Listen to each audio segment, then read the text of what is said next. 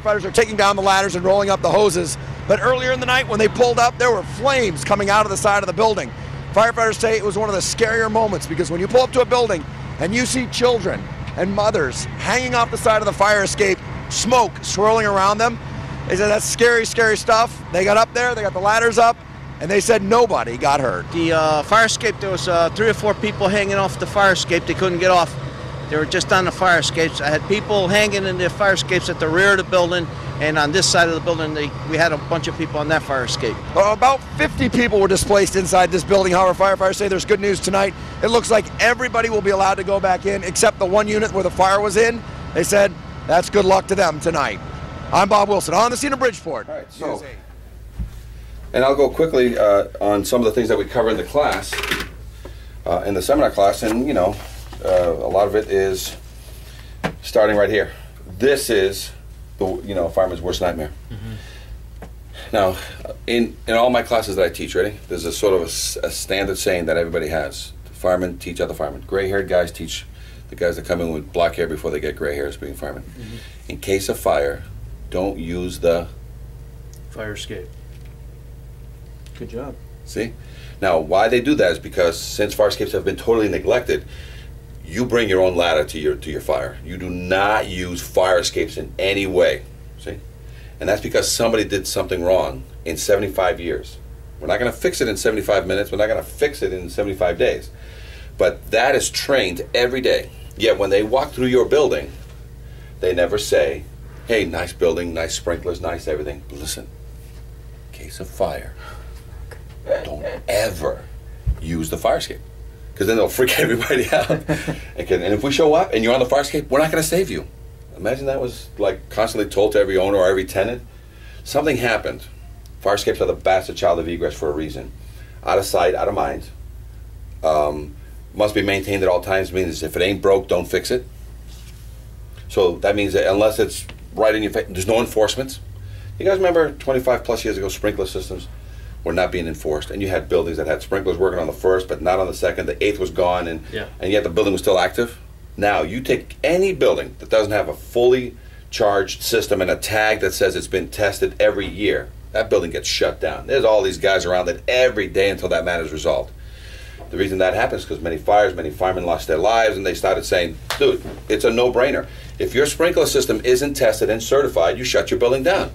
But before, there's no more before. By the way, how's your elevator? Where's the yearly tag on that elevator? Otherwise, shut that thing and make everybody use the stairs. So fire escapes have not gone that way, but that's where it's going. So that he'll never say that. And here's one of the reasons why. We got to give you guys a signal of some kind. That you walk into any alleyway anywhere in the United States, you walk in there and your guys have had a new training, and the new training says you walk into any alleyway and you see, because you can't carry paper in your back pocket. Yeah, let me see, excuse me. You see a white tag, which is 9 by 11, permanently attached to a fire escape 7 to 10 feet off the ground. And it says, fire escape has no deficiencies. Or you just see anything that is white, and it tells you when it was inspected and when the next due date is.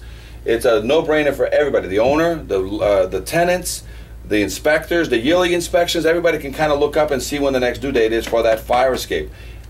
If there's a tag on there, I'm not going to waste 3 to 5 minutes to go get my ladder out of my truck to save the woman and the baby, because what kills woman and baby? Fire or smoke? Smoke. So those 3 to 5 minutes is what you got to take that baby out. If you got a good fire escape that you can climb up and jump up and do whatever and you're going to be safe, you're going to use those 3 to 5 minutes to save. If there's something wrong with a fire escape, you want a yellow on it. If there's something life-threatening, you want a red. Reds shut down buildings, fire watchers, you name it. Yellow say you got 30 days to fix it, but it's still a fire escape that's not 100%. Yeah, whites means and you get these tags every white. Now, once we start getting this system, and we say, does anybody doing this? Yeah, Seattle's doing it. Seattle wants every fire escape in their city to have a tag, like an elevator tag. How long is it going to take? 3 to 5 years. Why is it a good idea? Because guys like you are saying, in case of fire, don't use the fire escape. Well, we're going to change that around. So that we have to say, in case of fire, look for the tag. Is it white? Get on it. Anything else, go get your ladders. So with that now comes some of the industry standard documentation that we give. This is a quick shorty that comes out of one of our classes. We would hand this to a city and say, hi, here's a confidence test, and here's what we call a departmental procedures and guidelines. Now, this departmental procedures and guidelines, all it is basically us working with a city official, because we try to change code and we don't have to change code. The code already says what we need to do. We thought we had to change code and be more specific. We don't. We just have to explain to you what the code was saying so you interpreted it correctly, and I think I did with the 3 codes, and we're going to do that again today. But then the departmental procedures and guidelines, I had a state official in my class who says, you don't have to change code, you have to make a departmental procedures and guidelines story that every official wants, that says this is more or less my interpretation of what I want. So you create a departmental procedures and guidelines, which is not changing code, it's his interpretation. And once you read this, you can, and what we did, we created the document, put the code there, this is a mass one. We took a clipping of the city website, we put it on there, dealing with inspectional service. We put the city officials' phone numbers and stuff on there. And what we did is we made this so that the city now can send this to anybody who calls in, what do I do with my fire escape? I just got a violation. Well, if you have a problem for inspection, have your inspector read this. If you have a problem with your repairing it, have your repair vendor read this. And if you're going to have it painted, have your paint vendor read this. Okay? So once you've read all these things, and this is not a code, here's the code, and the code says all exterior steel wooden stairways, fire escapes, and egress balconies shall be examined. What's examined mean? Well, read here. Or tested. What's that mean? Well, read here. And certified. What's that mean? Read here. For structural adequacy and safety every 5 years by a mass registered professional engineer or others qualified and acceptable to the building official. What's others qualified? Read here. So everything is kind of read there. Now, let's go into, okay, what's the next point? I got to repair it. I got Joe Landscaper giving me a bid, and I've got Bobby Ironworks giving me a bid. What do they have to do? Okay, that document I sent you a week ago on my violation, you and they should read that. Okay, well, you know, I'm thinking of painting it myself. I'm going to have my friend, the painter, paint the fire escape after they're done. Okay, have your painter read that. So we kind of made it simple, because if you want to just take a quick second just to quickly glance, these are the most important ones. And you being the authority having jurisdiction, see if I'm offending you and your authority in any way while reading that.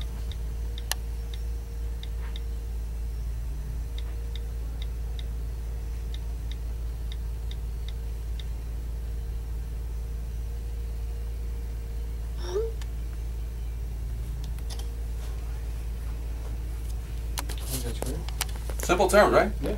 And it's not out of my mouth, right? I think I'm putting words in his mouth. Did I put the right words in your mouth? Yeah, that's good. That's good, right? Simple, plain. Yeah.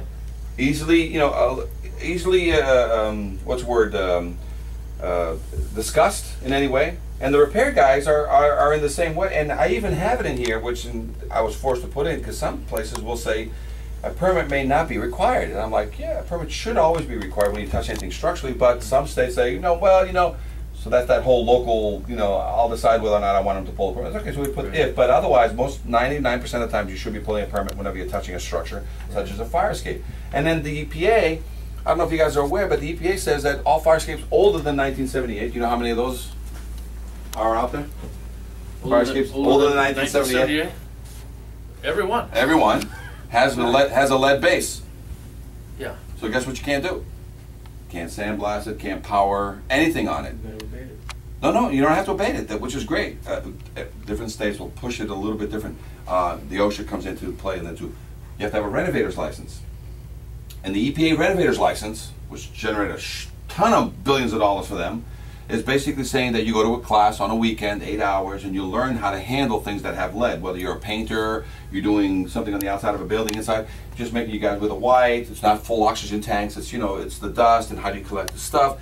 It's the simplest form of chips, and you can't put a flame. So if you can't put a flame to something that has lead, who does that eliminate when you're repairing a fire escape? Iron workers. No, iron workers change bolts. The welding guys. Welding guys. Who basically, now can the welding guy change bolts? Great. So you tell them, dude, if you're gonna come here, don't bring your welding machine, bring your bolt changer, and you're gonna make some money. Otherwise, you do it any other way, you're gonna be, and the EPA is $35,000 fine. So as long as you're doing the lead thing correctly and you're changing the bolts correctly, and one important thing is load test, and I'll go into the code right now with you, or other satisfactory evidence. Who do you want to watch the other satisfactory evidence? You or the structural engineer? Well, Who do you want to babysit it? I'd like the structural engineer to babysit it. Well, that's the law. Yeah. You know, you're saying, I don't need anything other than a load test. So if you want to fix it without any structural engineers, go ahead, fix the whole thing, and then just give me the load test. Let me know when the load test is up. And I read somewhere in a book that you have to do a confidence test, which basically is nothing but a visual test confirming that there's no evidence of any rust anywhere and everything's been packed. That's a confidence test. Right. And the guy that did repaired it had no structural engineer, and you're like, okay, no oversight of any kind, great. Where's the load test? No, we refer with a structural engineer oversight. No, then I want a load test because I don't have time to watch it. I don't know what you did, and that's why you pay a structural engineer to do 3 to 5 visits, and he will constantly keep me in touch and say, dude, I'm watching that job, and they did this, and they did this, and they did this, and they did this, and you know, I'm trying to avoid the load test with you. And you'll ask him questions like you did today. Say, hey, oh, you repacked it, great. You got some photos of some of those pieces inside? Yeah, we did. Okay, great. But then I told you, but it doesn't matter. Because when you're load testing, there is no need for evidence other than the fact that you've repacked everything, all the bolts have changed. There's physical confidence test information. Okay, so when we send out a pack, this is a great thing that helps you answer anybody. Every time you write a violation, you would send them. So we'd make one of these through the National Fire Escape Association for you that has your information in it. This is a confidence test we did for Seattle. If you go to seattle.gov and you do a download on the confidence testing, they have confidence testers for sprinklers, for alarms, everything online. Inclusive in that is this test that we designed. We designed this test and they basically took all our questions. Now, this is like a final exam to a building inspector. I mean, to a structural engineer. Obviously, client information, but then it starts getting into specific questions of, you know, when you start reading, it's all yes, no's. And when you start reading all of it, it starts getting into things that are called the anchoring devices. So if you look at number 19, this tells you about every bolt, every rust, that there's no rust on the fire escape, and that starts, starts right here on this. All critical materials, connections, and or joints are 100% free of all internal rust and rot. Internal rust or rot, not surface rust. Internal rust or rot. Is that pretty self-explanatory? Well, even then, some people will not understand what that says. So what you do is you ask them: bolts, rivets, welds, stairs, stringers, treads, rail. You know, yes, no's. They have to get yes, all there. But then the number 19 says: are the connections to or the anchors into the building sufficient to support the required loads as verified by methods acceptable to the structural engineer? Internal inspection, load tested, or reinforced or duplicate connection, meaning an epoxy, you know, did a Hilti connection. So you're saying just replace the bolts and there's no question? Well, that's what this says. Do you want to load test it for thousands of dollars, or do you want to, you know, just duplicate the connection and then put your cycle in load testing every 20 or 25 years? So this is good, including counterbalances, including catwalks and decks. And then there's one more last piece that they've done, which is very good. We did this in Tacoma. So Tacoma did the same class with us, and they implemented this system of testing and checking. They have an annual. The beautiful thing about this annual is that this is not for a structural engineer. This is for the building owner and the building manager. And your yearly walk through a building, you would ask the building super, the building guy, to walk through. And this is a very simple question. Bolts and supports are not damaged or rusted? Simple. Paint is in good condition? Good. And all the moving parts, doors, windows, and things, are they operational? Yes. Sign it here. Are you the owner, the agent, or other? Signature. And you give this to the building official or the fire official who does this yearly. So this is the yearly, in lieu, and not in lieu of, but the structural does it every 5 years, confidence testing, but you do it yearly. And then there's a tag there. And every time you walk by, you say, hey, you're due for a load test, you know, next year. Right. And now you say, he'll then say, oh, we're going to have our structural engineer, because his phone number's in there, he says, we did a full refurb. And he's going to tell you that, you know, he wants to take advantage of the 25-year life cycle, you know, a load test cycle, because this thing is perfect. You know, our refurb was 5 years ago. Why would you want us to load test this thing? And then but again, the authority having jurisdiction. This is the life safety code right there. The authority having jurisdiction shall be permitted to approve any fire escape that has been shown by load test or other satisfactory evidence. So, load test is one thing that makes you sleep at night, that says I'm accepted, and other satisfactory evidence. So even after 5 years, after it's been fully refurbished, he said, I don't care, I want a load test. The guy can't say anything. I must load test it. Now, let's go backwards and start seeing where the other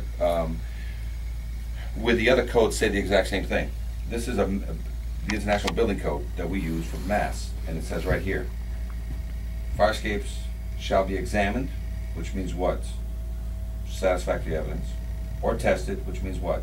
Load tested, and certified, which means what? Other satisfactory evidence, for structural adequacy and safety every 5 years by a registered professional engineer or others qualified to the official. Done.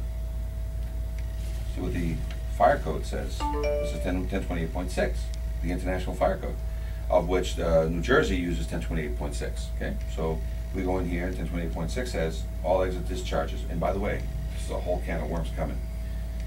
I love doing this in my classes. Ready? All exterior bridges. Did I mention fire escapes yet? Steel or wooden stairways. Did I mention fire escapes yet? Fire escapes and egress balconies.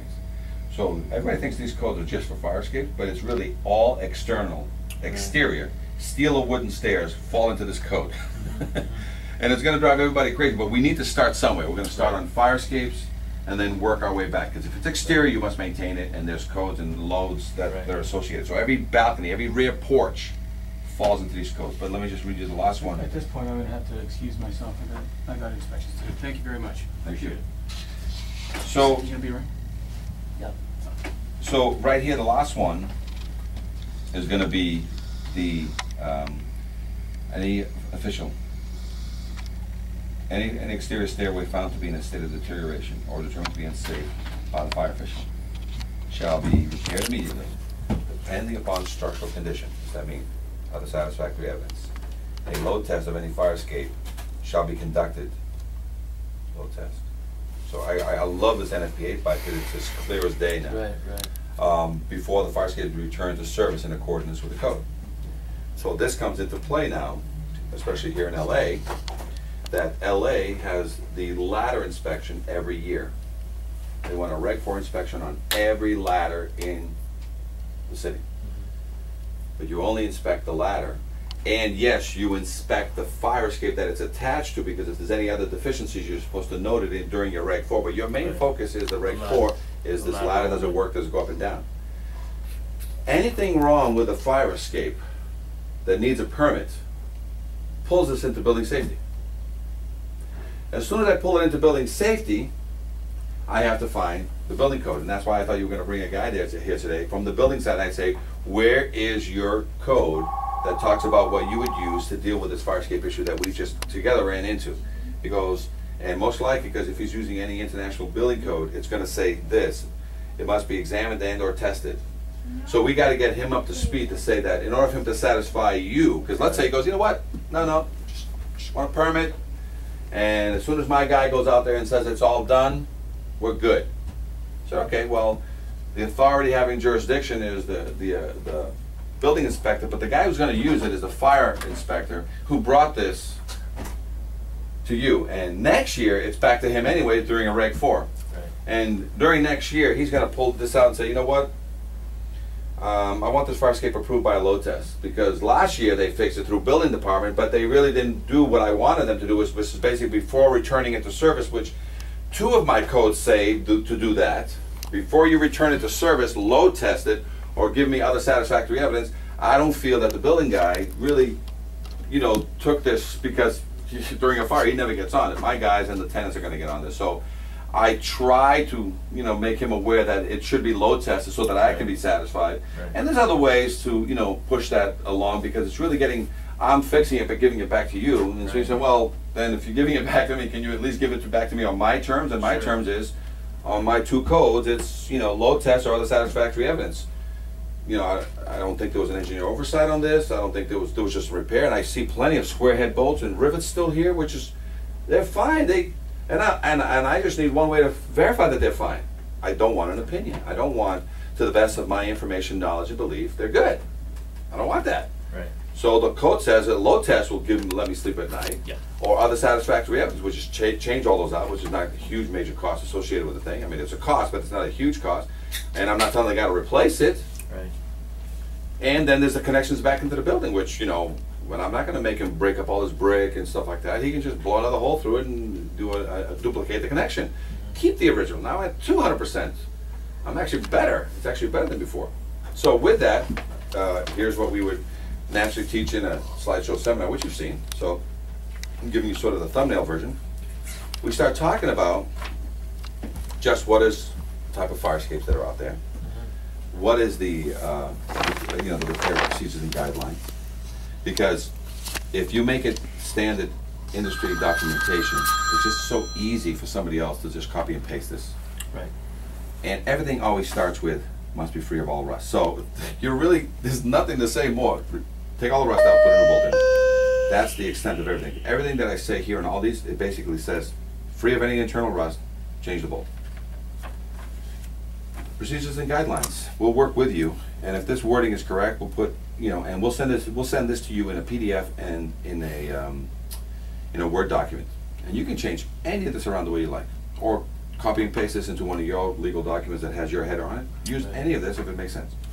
We've also made this here, same thing. This is a continuation. This is a much simpler form of this, but this talks about everything: ladders, platforms, platform supports, staircases, treads, fixed ladders, weighted cantilevers and ladders, and mortar connections. I think we've covered everything on a fire escape. There's nothing else that I've ever seen. And if there is, you can deduce from reading these what to do there. So we've demystified fire escapes. Then we start showing you in the classes just how they're built.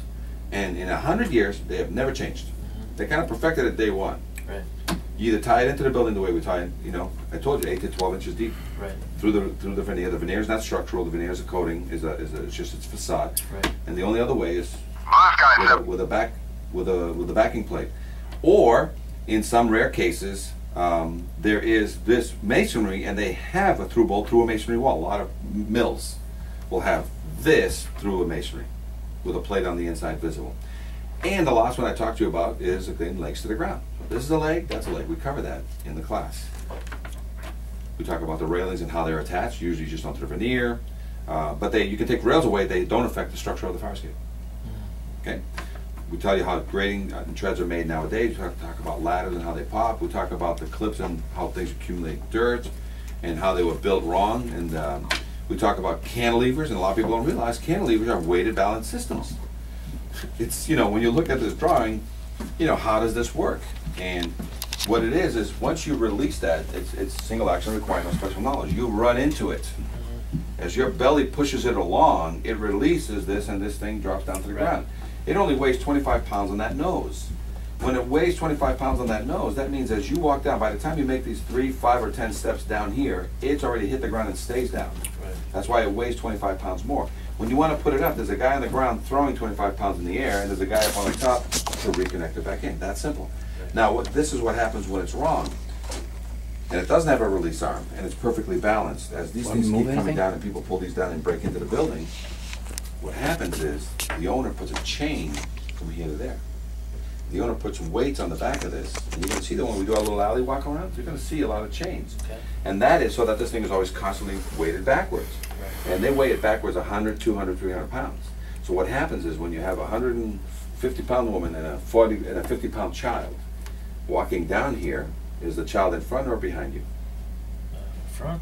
The child? If the child falls, the child's no, you're going to have the child behind you. So the mother comes along, and the thing is weighted backwards, and she steps here on the first strut. Will it come down? Should. Should, but it won't. Not if it's extra back weighted, yeah. 200 to 300 pounds. Right. She'll go out 3 steps. Will it go down? At some point, it's going to go down. Halfway? When she gets halfway with her and her child, there's 200 pounds halfway, counteracting 200 to 300 pounds of weight in the back with a chain. It'll come down 2 to 3 feet per second, or 5 to 10 feet per second. 2 to 3. The 2 to 3 if it's properly balanced. 5 to 10 if it's improperly balanced. So when it's 5 to 10 feet and it hits the ground, violent? Yeah. Pretty violent. 2 things are going to happen to that woman and child. She's either going to get ejected, or she's going to hold on and scream and yell and stuff. And these things are 12 feet off the ground. Because of trucks, alleyway requirements, 12 to 14 feet off the ground. As soon as it hits the ground, she screams, yells, and she tells the kid to stop crying, let's go, and they go down a little further. As soon as she gets off the cantilever with her 150 pounds, what happens to the 50 pounds that's still on there? It springs. Springs it right back out up. of the air like a rocket. So the kid doesn't have time to think and jump off. Right. But his mom doesn't have time to think. She's caught by surprise. She goes, whoa! Like that, all of a sudden, the cantilever goes back in. And Yeah. LA's got a ton of cantilevers. I just want you to visually see what Yeah. occurs. So now we got this 8-year-old kid, 12 feet up in the air, and the mom's down below, telling the kid to do what? Jump. Jump. Will the kid jump? Probably not. Only if it trusts its mom to catch it. 12 feet is a long way. So Yeah, there's it a lot is, of yeah. screaming, a lot of yelling, and there's Yeah. fire going on. Fire department hasn't arrived yet. The mom is thinking, jump, jump, jump. Kid doesn't want to jump. Yeah. Do you think that mom will go back in that burning building and repeat the process? She may just go right back in. Okay, so she's in her nights, her pajamas, she runs back to the front door, and what doesn't she have? Well, she doesn't have any protection to go back into this. No key. She can't get back in. Yeah. So she's going to pound the door, smash glass, she's going to do anything to get back Yeah. into her building Yeah. and go back up to her apartment. So if she somehow gets in the front door of the apartment building, and she gets to the front door of her house, who's going to open the door for her?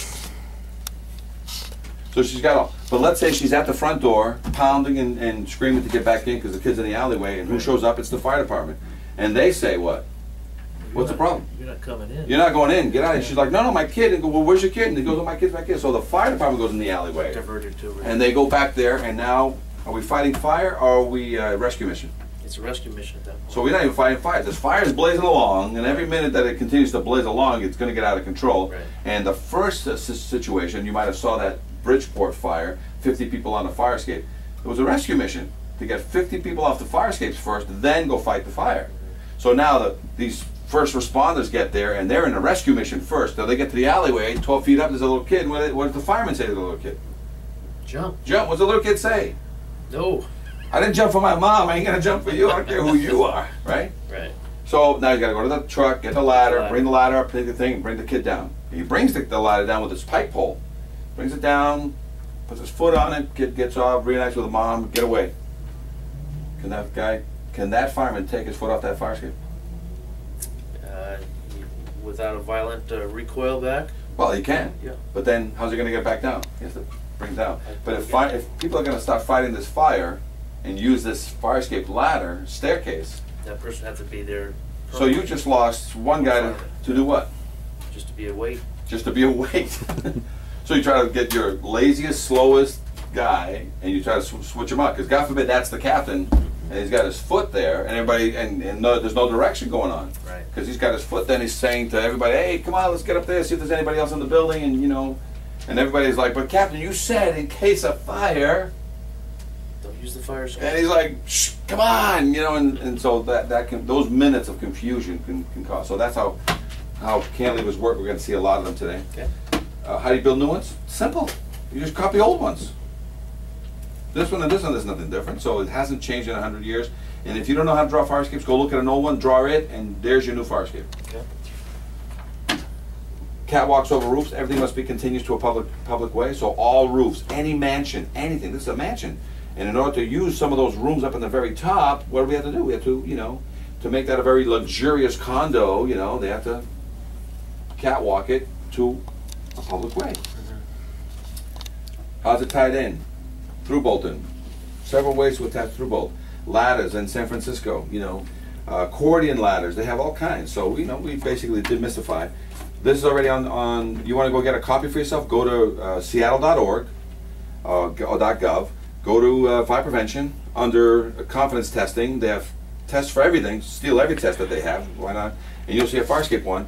It comes as a Word or PDF. Take your name, put your name there. Take your city, put your city there. You've got a confidence test. Just, you know, go in and take some of your code. You know, they may have a Seattle code. Take that code out and whatever.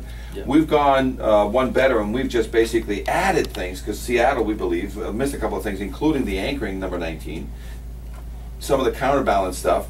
But again, every city starts it, and then they start tweaking it. They're going through a revision of it again, adding some of these things. Tagging is they're already doing. So every fire escape in Seattle must have a tag, as well as Tacoma. Portland, Oregon is going through this now also. And this is what a typical examination looks like. Any inspection done on a fire escape must include photographs back to you. And that is so you don't have to go visit the site. This is a fire escape, but this is the pieces. What's important is that you, from a view this far away, your opinion is that that looks solid and strong. But once I start showing you how much rust is in it that can drop your fireman, they're like, wow, this thing is a life safety issue. Yes, that's why it's red. So proper examination is very important. Confidence test, because some people say, well, load test that as is. I ain't load testing it because of the following reasons. So So you can never load test a fire escape that has internal rust in any of its connections. So once you've removed rust from every connection, then we talk about lead safe. EPA, it's not us. EPA says that any fire escape older than 1978 is presumed to have lead unless the occupant, the owner of the building, provides me with a document from a lead inspector that says that fire escape has low lead or no lead. It has no lead, then you can work it like any fire escape. It has any lead, I gotta wear a white suit, I gotta wear the gloves, I gotta wear a little mask, and I gotta collect all my chips correctly. And then once we've got that out of the way, then you can start working normally on it, because now you're just dealing with a structural. This is some of our academy classes that we teach, and we're trying to get our certification nationwide so that we can start actually hosting classes and being able to sign for you. But right now, I only teach classes, but through associations, and I said through Kane University, I teach through their entire fire prevention in the entire state of New Jersey. We've done probably 4 to 6 classes at their academies, and the average attendance is anywhere from 100 to 200 people in a class. And licensing, a lot of people don't realize that the only licenses that are out there that really let you touch a fire escape is a Boston license, which is really an ornamental ironworks license that allows you to touch a fire escape, and they call it the anybody that's acceptable to the building official, structural engineers or others acceptable to the building official. Well, in Boston, they allow, or others qualified and acceptable to the building official, they allow in Boston licensed guys to inspect fire escapes. Sometimes there's a conflict of interest that happens in there. We're trying to avoid that and make that an awareness. Right. That if you're repairing it, you can't sign off on it. If you're signing off on it, you can't repair it, that kind of thing. And in California, there's a Reg 4.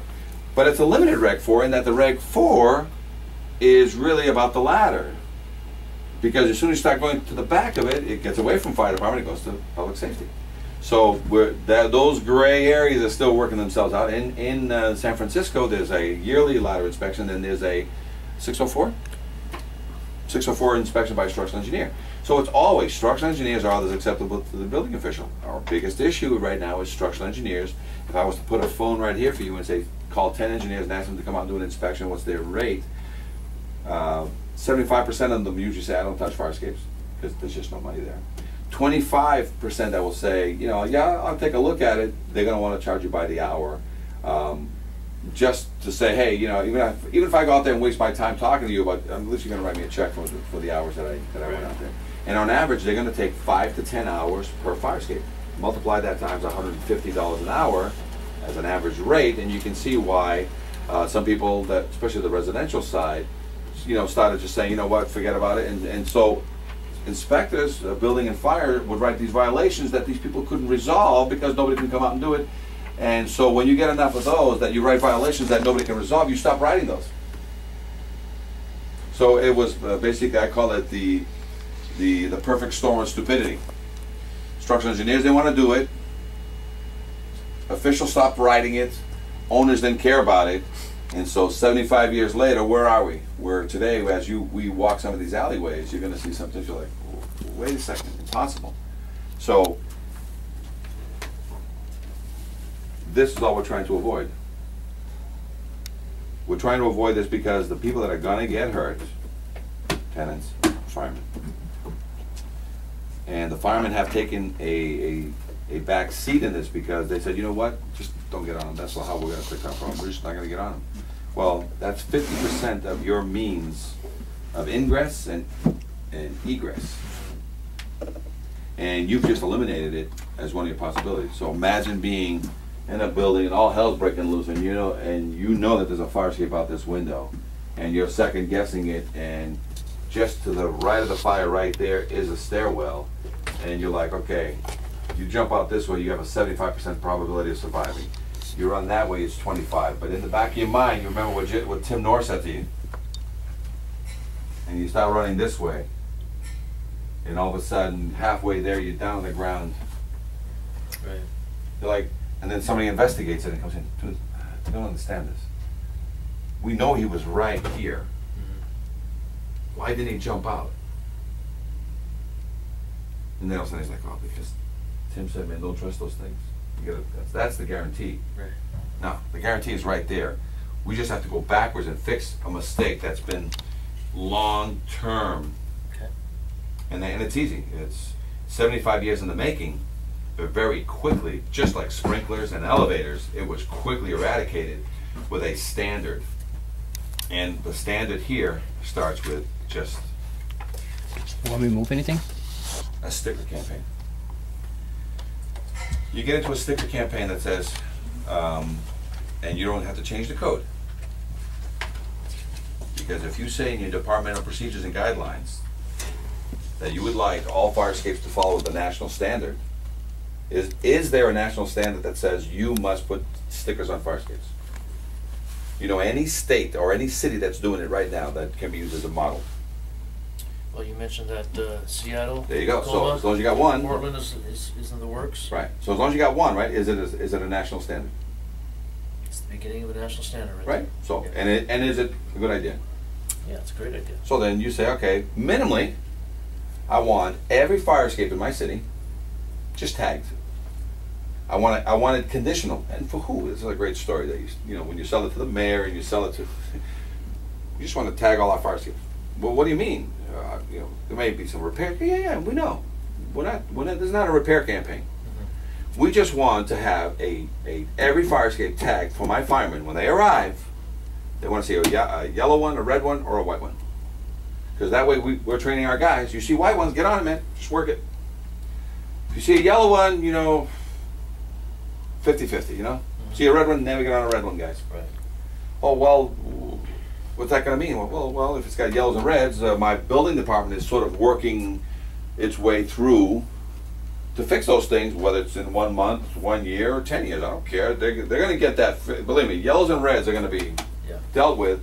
But all I want is a tagging campaign, and we just want every fire escape, just like Seattle, tagged for the benefit of the tenants and my firemen. So that right now, when we go through the next 1 to 3 years and we've identified every fire escape we could find and it has one of these tags, we come back with a mathematical number. So, oh my God, 33% of them are really white, and 66% of them are garbage. Well, now my guys know that 33% of the fire escapes out there they're ready to use to fight fires, but 66 are being worked over the next 3 to 5 years. Could be sooner, and we'll decide that with the building department. Because, just so you know, we get on any fire escape that has a yellow and a red, we ain't getting on it.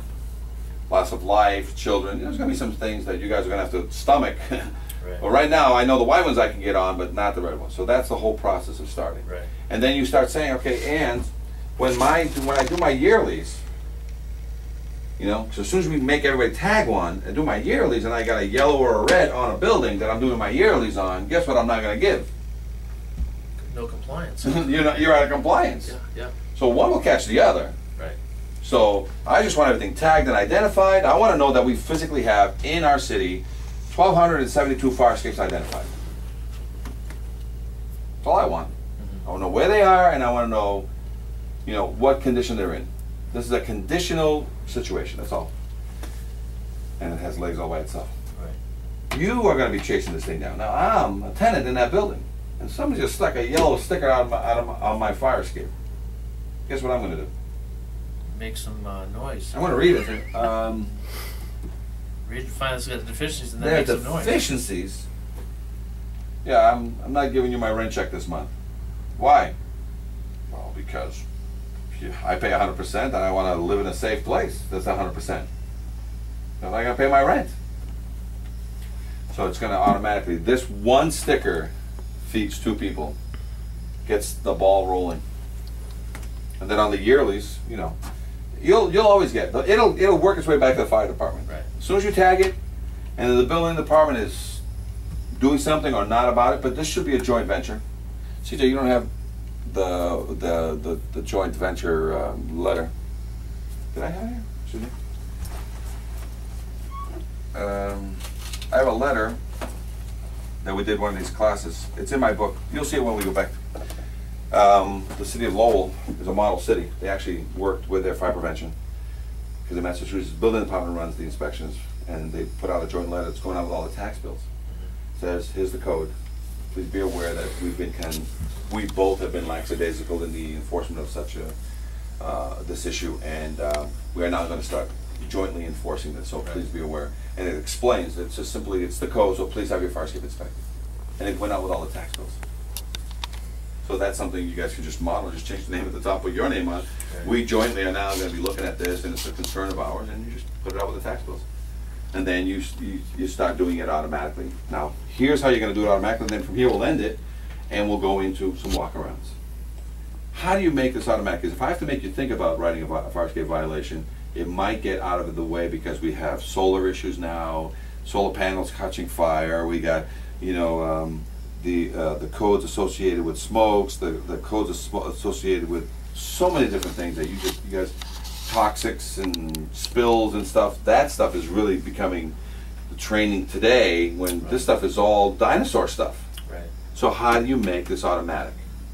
And the automatic comes in two ways, right? In the city of Boston, when they went through their collapse and their thing, and the class that you saw through one of our investigative reporters, they just made it so that you can pull any permit you want in the city of Boston. But to close the permit, if you don't have a current certificate to close the permit on your fire escape, if your building has one, because many buildings don't have it, Right. so your permit automatically closes. But if you don't have a permit, if you don't, in closing your permit, you don't have a current certificate on file, it keeps your permit open. Can't close it. So all of a sudden you get all these people who are spending money on their building, all of a sudden calling us and say, hey, I just changed my toilet, I pulled a permit, and all of a sudden I gotta fix my fire escape, you know, Right. and I can't close the permit. So they made it an automatic, they made it a checklist item. And they used permits to basically identify activities in every building, and so that was not a fast way, but a slow way of just making it happen. That was Boston. Fire departments, what can you guys do? You guys walk into all these buildings all the time, and what's the last thing you give me before I go into a building and occupy it? Yeah, it's check off. You know, we gotta have. The smoke detector. On your checklist for smoke detectors, on every building, just add one line to the checklist. You're asking for a copy of your current certification. Checklist. Just add it to the smoke detector, because the smoke detector goes off where? When I'm sleeping. And I go out where? To the fire escape for the building. Now, if you get to a building, you have a smoke detector checklist, and you go, oh, I need a copy of fire escape affidavit. The guy goes, I don't have fire escape. Oh, not applicable. Here's your thing. Occupy your building. Have a nice day, sir. Or it's, well, everything good. Great smoke. These are some of the best smoke detectors in the world. Yep, I need a copy of your certification. I'm not ordering a certification. I need a copy of your current certification of your fire escape system outside. Guy goes, what the hell is that? I've never had one. Oh. Now this, on an authority having jurisdiction, what can you do from there? Every state tells you can do different things. Some say, oh, when you have it, call me. Some say, no, you're not allowed to do that. The law says you can't stop that because, you're right. No. Here's your check, here's your thing, and by the way, you have a violation. What do you mean? There's no certification. I just gave you the smoke. You can't occupy, but now I'm not going to let you occupy on this other code because you don't have a safe means of egress. So you're going to play. The authority jurisdiction is not there to stop the world from financially moving forward. Right. It's basically, my checklist item is just, it's a trigger because, you know, this is a dinosaur issue that we've been dealing with. Yeah. It's just there, and, oh, but you don't have authority. You're right. Hey, Joe, building inspector, you having authority in this situation? This guy I gave him a smoke detector, but he doesn't have a proper means of egress. So you want to come down here, shut this building down? Before he lets all these people move the junk in the house? And not to be threatening in that, you just need to make it a checklist item. So your building department will work with you and make every building permit have a checklist in there that asks for a current copy. Not order an inspection, ask for a current copy. Not having one or having never done one triggers a need for one. Right. Same thing for you. I need a copy. Not having one or never doing one triggers. And you can make a judgment call and say, listen, you know what? If I get a call from an inspection company that's going to come out here within the next 7 to 10 days, Right. I'll allow you to occupy. And I've done my quick visual, and this is not an inspection by any means, but I don't see anything here. This looks like it's been well maintained. Right. So I'm going to allow you to occupy, but you must resolve this issue within 10 days. That's a courtesy, only extended by the authority having jurisdiction. So once you make this dinosaur issue a checkbox somewhere on 2 pieces of paper, you're going to see that this is going to start getting its own legs. And very quickly, with this document, sitting at all the counters, sitting everywhere, you're going to start seeing more and more activity on fire escape. You're going to start seeing more fire escapes. You're going to start seeing and asking, what is your second means of egress? And they say, oh, down here, it's, you know, I got a door there and I got a door there. But our second floor, it's that stairway goes to the second, and then off the back window, you go through a roof, and then there's a ladder in the back corner. Oh, is that pre-existing? Yeah, pre-existing. Okay. Well, let me take a look at it, because you know you're supposed to have a catwalk over the roof. Continues to that ladder. I don't want anybody wandering off the roof. You got a catwalk up there? No, no. I mean, I got some AC units and stuff. Yeah. If there's any obstructions of any kind, imagine smoke, imagine confusion, you got to give these people a bridge. So let me go up there and take a look. But your inspector that's going to come in is going to tell you everything must be continuous to a public way. So this is approved means of egress. Your second floor has only that stair.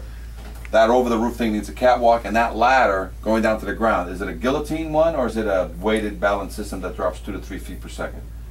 Oh, it's one of those that has a flop out. You know, you kind of release it from the top and it flops down. Oh yeah. Oh, the one that in case there's a fireman or a person downstairs that'll peg him in the head and kill him. Yeah, those are illegal. You can't guillotine it down. It has to be 2 to 3 feet per second, so that in case it does graze somebody, hit somebody, 2 to 3 feet per second, it's going to hurt, but it's not going to kill. You know, and but your inspector will tell you all about that. And but right now, and I'll send you some information, and it's right here. You know, and it talks about. You know, I got a cut sheet in one of my books, and you'll have one of these. You know, I'm going to give you this book. Let me send you. That's down here. Weighted balance systems. You know, all original hardware. Blah blah blah. And they'll tell you new ladder systems with weights and lock systems will be designed and engineered to submit to the fire code for review in case you got to make a new one. You know, you got to have a lock system. You got to have a pinwheel symbol. You know, assemblies. It'll. And otherwise, you know, call the National Fire Escape Association. They'll give you some guidelines. Otherwise, I can copy and paste this over to you. So.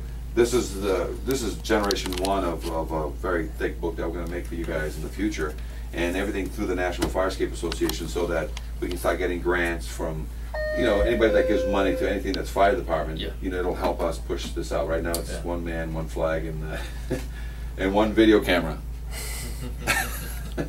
But this is actually very helpful for, you know, you're the first in California to do a class, and for what reason? Because we have a common situation.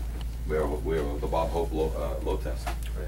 So all of a sudden you've got probably the most training in all of California regarding just what is a load test and why it is. Are we doing this in the rest of the country? Yeah, to a certain degree. The East Coast is doing it a lot more because we're older at it. Right. But all of a sudden now the age is getting here to California, and some of these are 50 to 75 years old.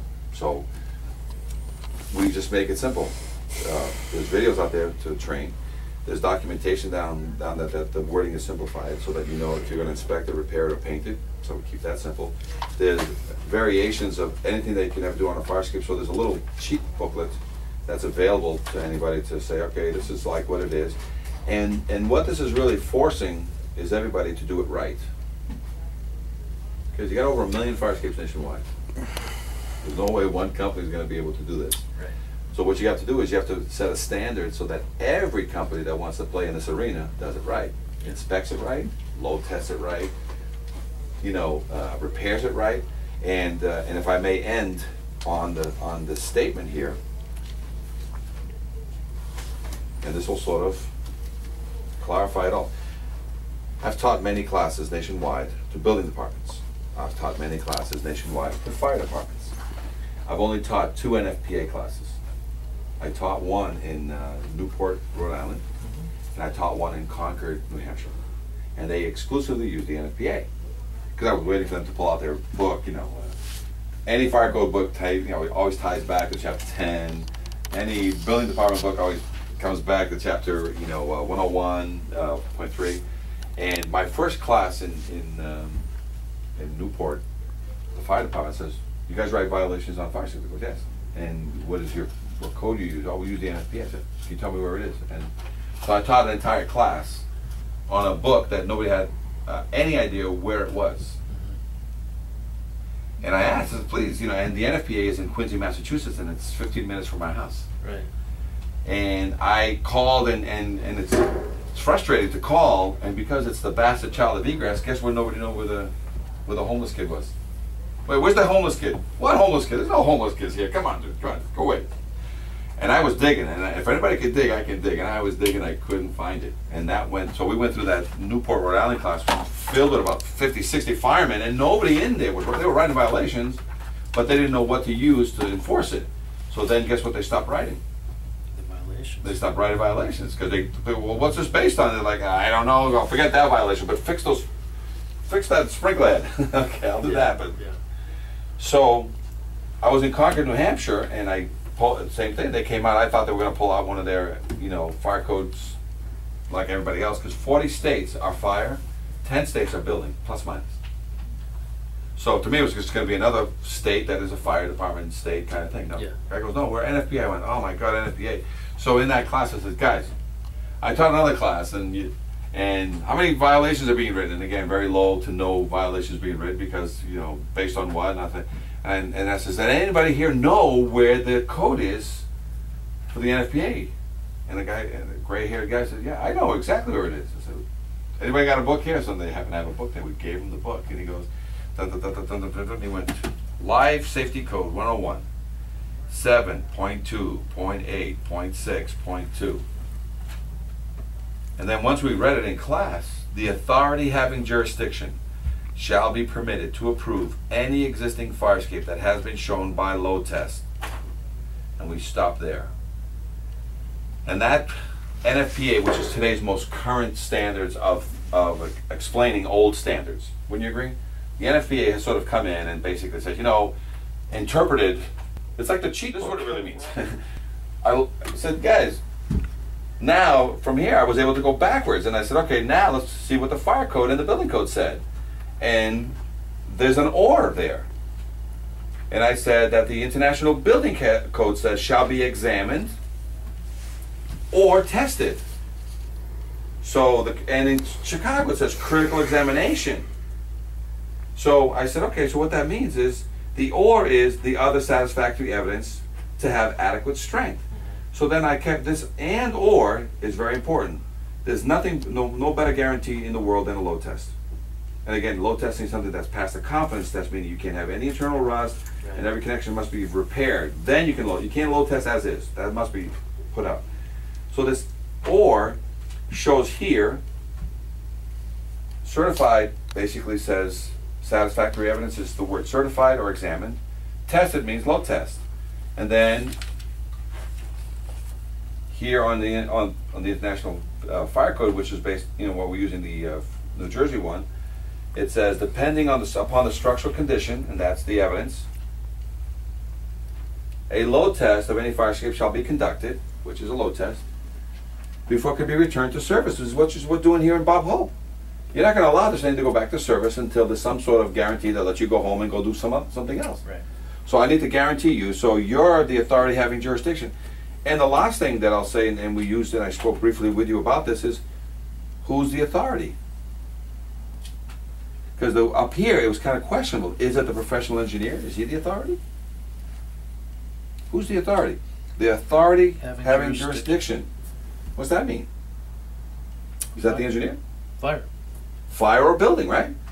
Because in some cases, I'm going to pull it away from fire because there's a permit pulled on it and now the building's into it, but it's okay. The authority having jurisdiction or joint jurisdiction. Right. It doesn't matter to me. Yeah. There's going to be a sequence of events going on anyway, but it's not this guy anymore, is it? So will you ever in your lifetime take an opinion letter from this guy? Yeah, it kind of looks good, dude. Here, Tim, here's to the best of my information, knowledge, and belief, that fire escape is structurally sound today. It's not a good idea. Right? So with minimal training, you've realized that the code has been backing you up all along, and it has already given you the one thing you need to sleep well at night, and that's called a load test. But we're not here to sell load tests. The timely, they're expensive, there's risk associated with them, and if you basically can refurbish a fire escape, everything external is totally refurbished, and everything internalized, unable to be x-rayed, or if you can duplicate that in any way, then you've met the other satisfactory evidence. Right. And while that is going on, I wanted to be a professional engineer overseeing the other satisfactory evidence because I don't got time to babysit that vendor who works all odd hours and nights and weekends and stuff like that, and I don't know, and did somebody photograph the hole in the wall, and I already got what I need so that you don't have to think about it. Just load test it. So I wrote a violation. Are you going to fix it yourself, Mr. Homeowner? Yes, I'm going to fix it myself. Great. As soon as you're done, let me know. I want to load test it. Why? Because there's nobody watching you. And I know you're going to try to do the best job you can, but I need a guarantee. You can't give me a, what are you going to write it on a napkin that I did my own job and it looks great? You know, you're going to go and say, dude, I need the load test is your guarantee. It makes me go home. They can't sue the county anymore. Yeah. Makes you good because you're the owner and you load tested, which is what the law said. You can't get sued. And then if anything tragic happens in here, there's going to be an investigation. Something else happened here that we never foresaw or whatever, and nobody can get sued. There was a tragedy here, and there's insurance on the building, and not even the engineer that load tested this thing is going to get sued because he did what the law said. So there's 3 people in this that are not going to get sued. Somebody who's on the ground. Well, we'll investigate and see what happens. And some insurance is going to cover the situation because it was a freak accident that, you know, something else gave way that had nothing to do with this fire escape because the load test didn't show it. So that's the only thing that is now going to change you. And you're the first one in California that is now truly understanding that you have 3 codes to help you back up. Bring your partners in from the building department, and the NFPA is the only one that really says it as clear as day, which is the authority having jurisdiction shall be permitted to approve any existing fire escape stair that has been shown by a load test or other satisfactory. So my job today, every time we deal with anything that's within your jurisdiction, I say, Tim, can I convince you not to do a load test? Say, talk to me, what do you got? We did this, short of replacing the whole thing, we did all these things. She's not going anyway, so it's good enough for me. You can have the engineer sign that? Yes. And there you have it. So that's the class on top of the table. Perfect. Ready for some downtown walk around? The smoke, the flames, and the frightened faces. All in a firefighter's line of duty. But Chief William Hitchcock remembers the night it wasn't the fire that almost stopped him. Oh, I was scared to death. But the fire escape that broke underneath him. Where the railing just came away from the building. And our investigation found across Massachusetts more unsafe fire escapes. Rusty, deteriorating, crumbling, broken. And what state officials didn't know, the system they set up to keep fire escapes safe is also falling apart. The potential ramifications are disastrous. So let's look at this one. This expert ironworker is licensed to build, maintain, and inspect fire escapes. So then over here? For months, we examined dozens of them with alarming results. Looking at this today, would this pass inspection? No. In dormitories, at theaters, at homes, and apartment buildings. Rust is actually eating away the metal of the fire escape. Correct. And the bottom line? It'll get weak and then eventually it'll fall. This one has rotted connections. This one missing bolts, twisted metal. Would the stairs come down? No, never come down. This one a broken tread. So how dangerous is it for the people inside this building? This fire escape is definitely going to put somebody either in the hospital or it's going to put somebody in a cemetery. Fire escapes are so critical. The state building code requires they be certified for structural adequacy and safety every 5 years. But our investigation found that safeguard is simply being ignored. Here's proof. We chose fire escapes at random in Boston, Somerville, Cambridge, Worcester, and here in Quincy. We checked building department files. But there's no fire escape certification. Not in this file. To see if building owners had submitted their mandatory inspection reports. There's no certification in this one either. Right. Bottom line, not one we checked in Quincy had been certified as safe. And the Director of Inspectional Services admitted because of staffing shortages, the city has no idea how many other fire escape owners are breaking the rules. And as a result, do you know how many fire escapes in your city are safe or not? Well, I don't know. In Worcester, not one we checked was certified. In Somerville, No. 4 more fire escapes. Did it fall through the cracks? Yeah. Not one up-to-date certification. And again, no system for keeping track. How can they get away with that? I guess the shortest answer of all is because we don't have the resources to sit here and follow up on these things. If structural deficiencies are reported, local building inspectors can actually evacuate residents until repairs are made. Would you talk to us on camera about this? No? But when we surveyed 24 more communities, most admitted they had no idea how many fire escapes were certified. In Taunton, inspectors told us they haven't seen a certification in 25 years.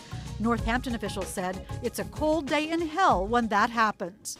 In Cambridge, too, not one of our test buildings was certified, and the official in charge would not come out to discuss it. In Boston, where there are more than 8,000 fire escapes, again, according to inspectional services, not one we checked was certified.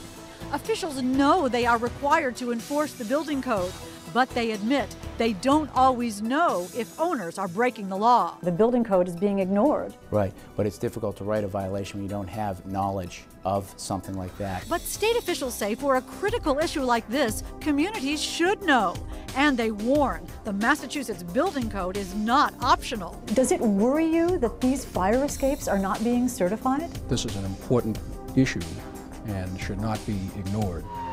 That's because after the smoke and flames begin, it'll be too late to learn you've got no way out. I can't stress it enough, Hank, that these things have to be maintained and someone's got to be watching. As a result of our investigation, state officials will now issue an alert to local inspectors. Meanwhile, if there's a fire escape on your home or office, you can contact your local building department to make sure it's properly certified. In the newsroom, I'm Hank Philippi Ryan.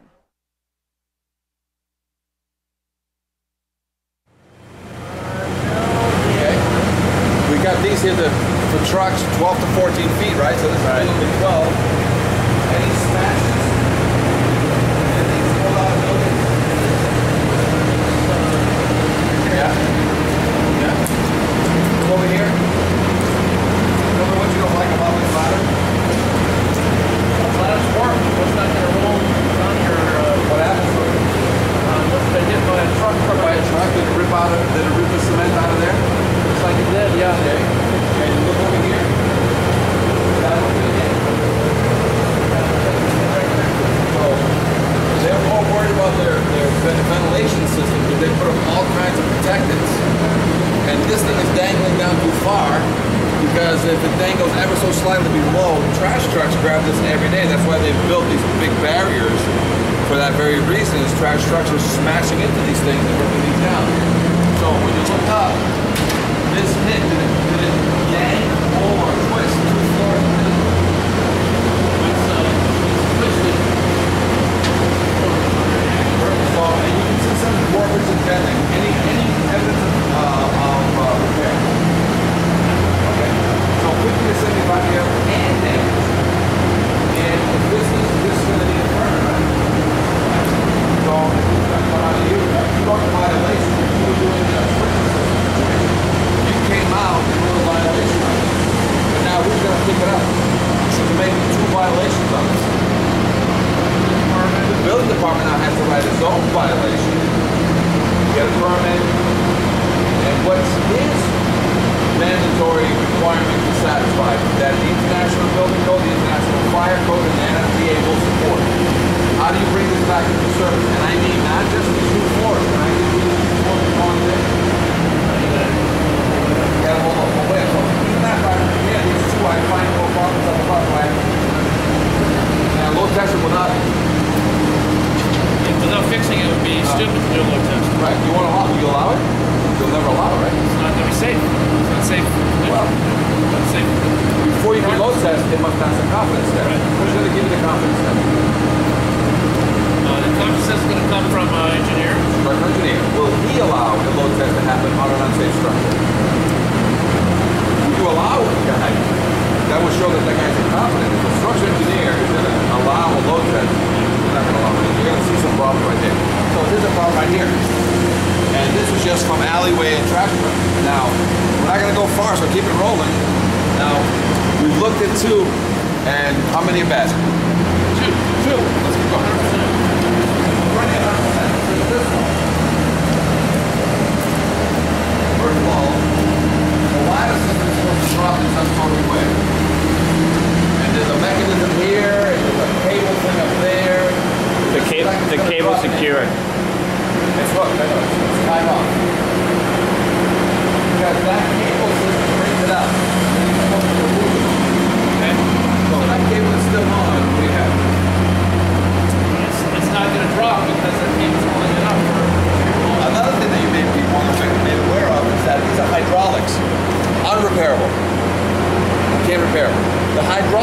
piston in your swinging door, when you let it go, goes unrepairable. They're all leaking, and there's usually an oil stain down here. Those have to have weight systems. Every single one is unrepairable. We know this. So the fact that the cable is there is that if you release that cable or take that cable off, what does it do? It drops like a guillotine. So is that a life safety issue? So aside from that, they've got their natural protectants for trucks, wall feet. Let's see if there's anything else. Original hardware or evidence of maintenance for your knowledge?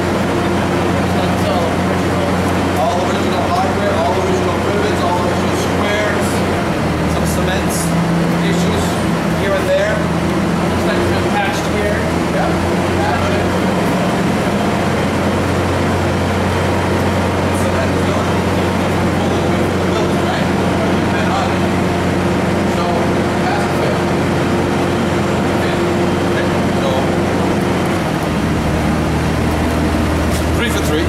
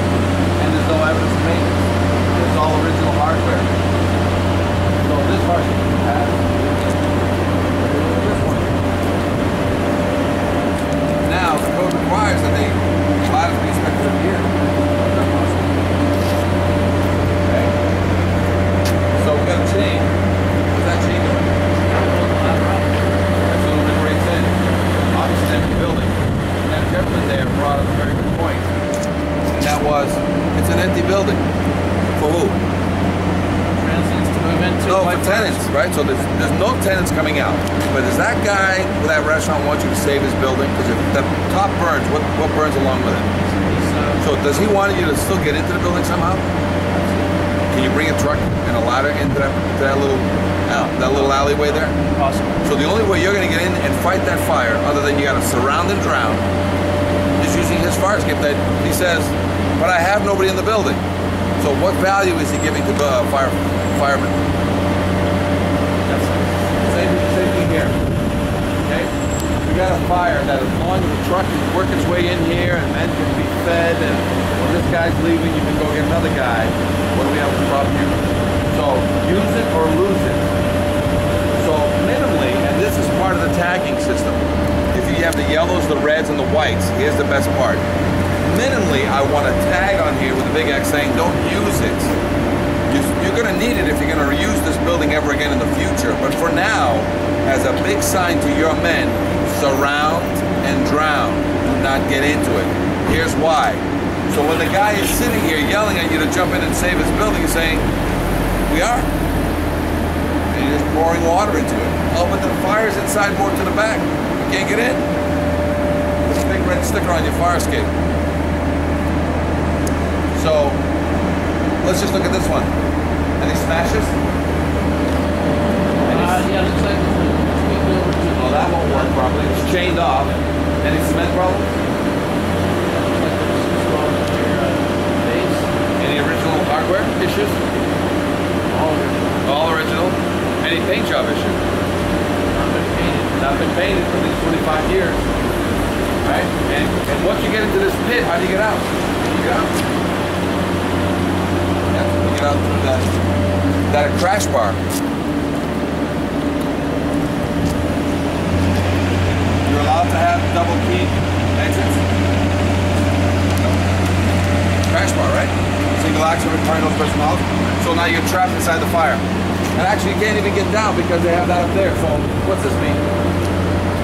This is unusable. Can't It's be used. unusable. Even if the ladder was serviceable. So it's a life safety issue. Yeah. It's a long alleyway. I don't know. What's our score so far? 5 out of 5. 100%. Look at this one.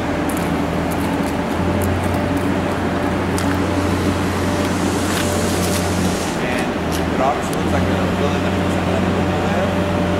There's rusty tools coming out of the face. What's that mean? Water getting in. Rust getting out. So your connections into the building have been compromised. There's evidence to show that. Original hardware everywhere? Yes. Release mechanism anywhere on that system there? We got a device here, but that doesn't look like it's operable. So it's locked, out of balance, smashed. Weight system. Is it locked up? You see it? Held up the fire. No. But it doesn't look like it's going to come down. And again, there's a rule here to inspect every year, so this should have been picked up. But now spalling on all the floors. Spalling everywhere, so that must be addressed. And once those are addressed, the load test will then confirm that it's a usable fire escape, right? So change all the bolts, or spot repair, and do a paint job, maybe on the side of service. What's going on here? Can't get through, so they gotta have cage it, crash bar one side, and then that allows this building to evacuate, right? This one. That one over there. Where's the can they get out? So take it out, so they're gonna trap people inside. That unit looks like cars sometimes do park there. Original hardware. Now you're doing this from 75 feet away, right? And yet you can still see no evidence of maintenance. So you don't have to get on these things anymore, right?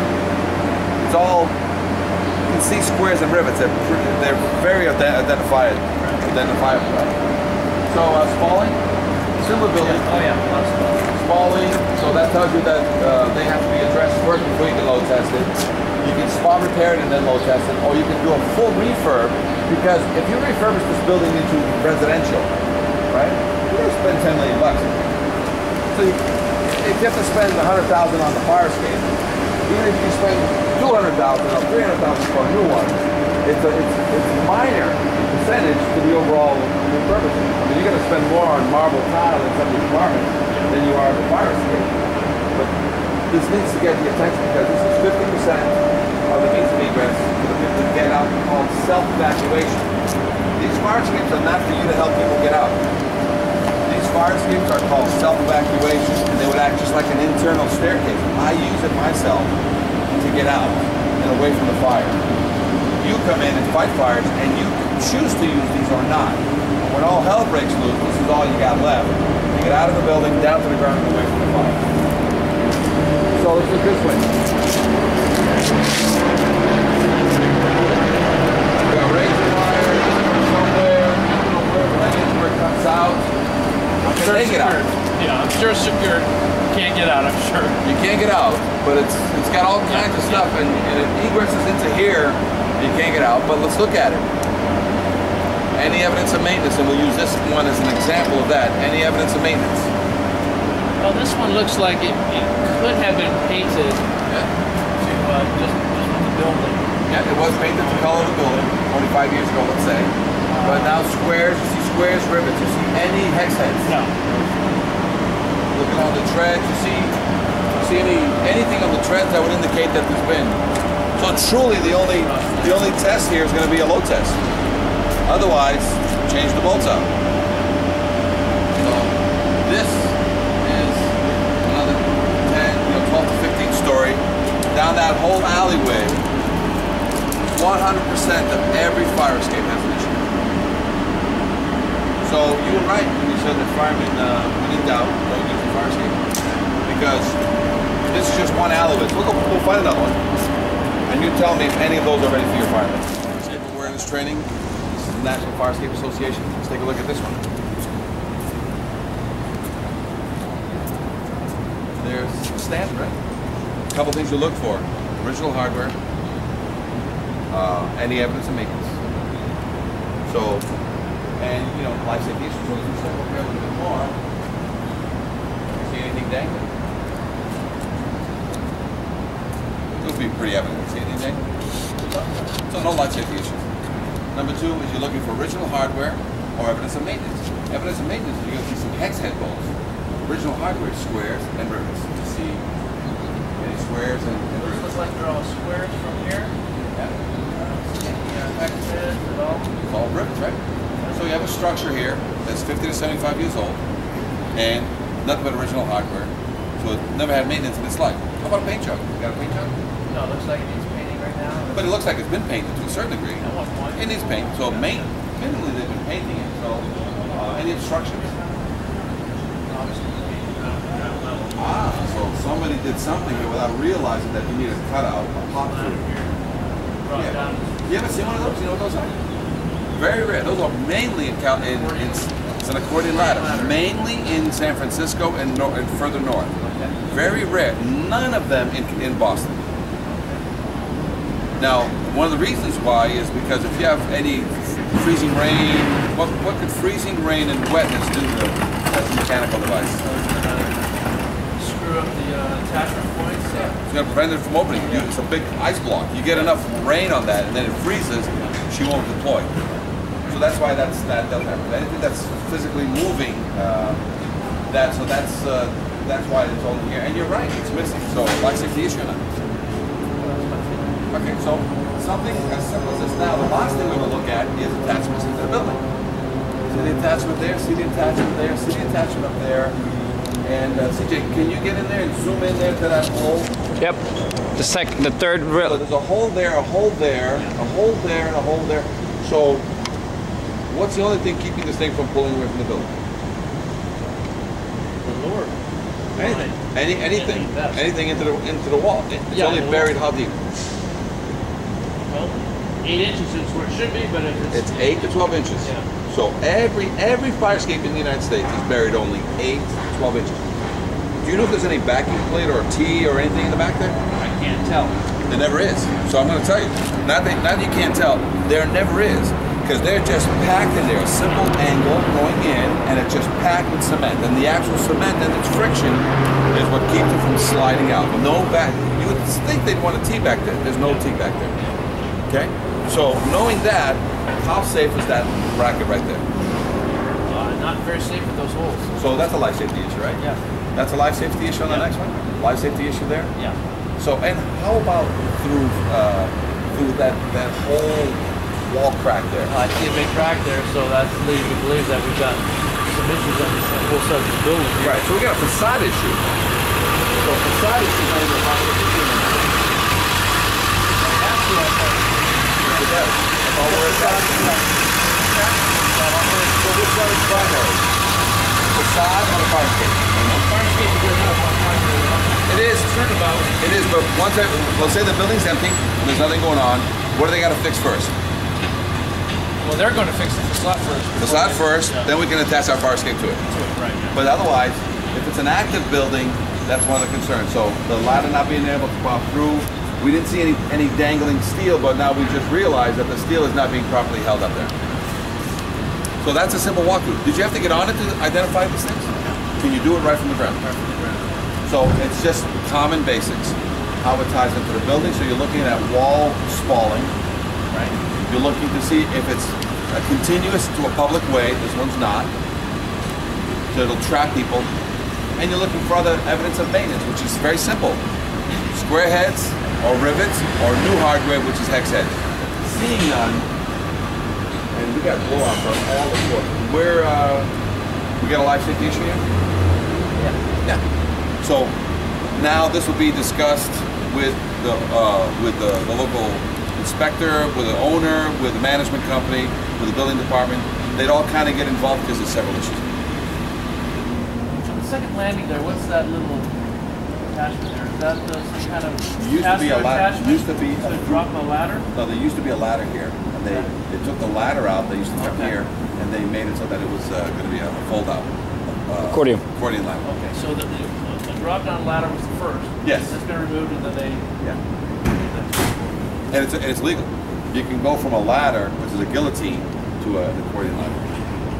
It's okay. It's a ladder. Okay. So fire escape awareness training classes. This is made, if this was a roof access only, this is allowed. Meaning maintenance guys get up there. But if these buildings feed this, and this is the means of egress to get out of the building, and this is not allowed. Can't use it. Can't use it. There's no way for them to physically remove get down. People have tried to break in various situations. So fire escapes must be continuous to the ground. So there's a lot of sharing of fire escapes now on these side-by-side buildings.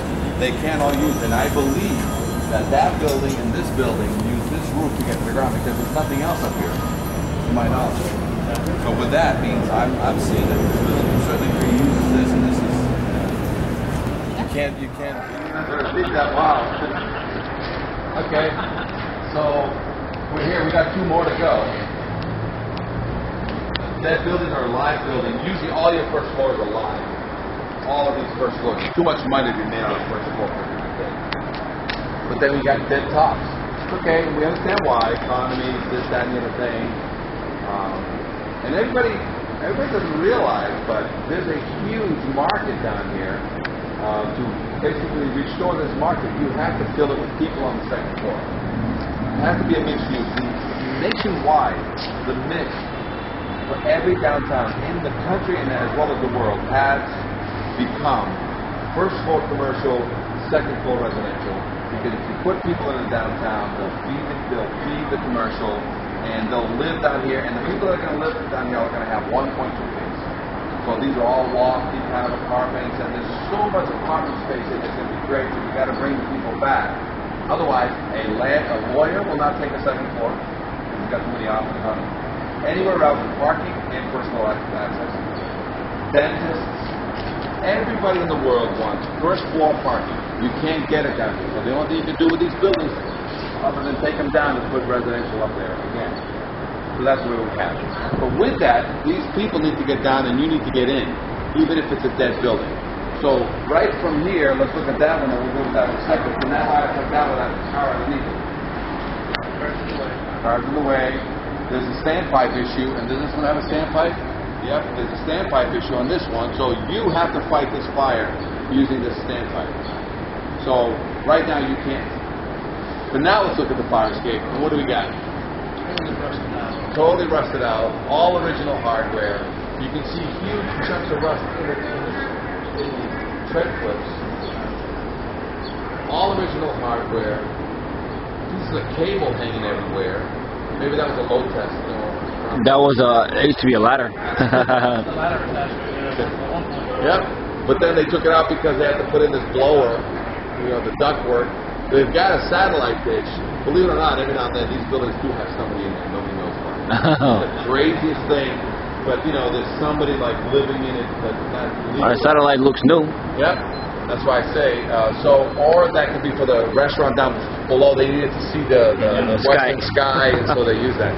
But again, obstructions, the debris, totally rotted out on this fire escape, and yet your firemen are supposed to come in here, tie in, feed it water, and then use the right side, and there's holes for your foot to get through. And somehow, your guys are going to be asked to access the roof. Some poor guy's going to say, dude, get on the roof and blow me a hole in the roof. We need some air in this building. What's that called? Ventilation, right? Ventilation. And you're like, you want me? Yeah, you. You're the rookie one. But you said, in case of fire, and let's do blocks with it and try to tie up.